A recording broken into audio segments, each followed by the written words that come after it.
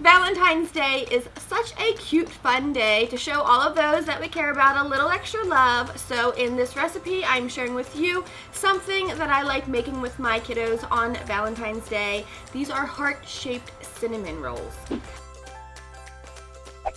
I'm using the store-bought cinnamon rolls, which are just as good as homemade. I'm just gonna unroll them and reshape them into hearts. I'm gonna place them down onto the Blackstone using the Blackstone parchment paper, which is already pre-cut, which I love.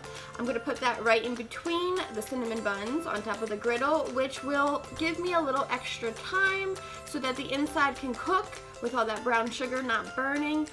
I'm gonna cover them and give them one flip, doing about 3 to 4 minutes on each side on low heat. I'm gonna take these off as soon as they are done, and I'm gonna put the frosting that came right in the can, drizzle that right on top. Now you could sprinkle yours with store-bought Jimmy's or sprinkles that are Valentine shapes. I prefer bacon. So I pre-chop some bacon and cook that up on the Blackstone, sprinkle that on, and they are all ready to go for a quick little treat for dessert or breakfast.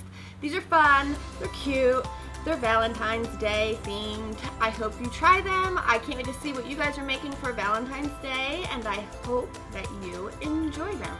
I'm Blackstone Betty. For more recipes, be sure to visit us at blackstoneproducts.com. I will see you guys in the next video.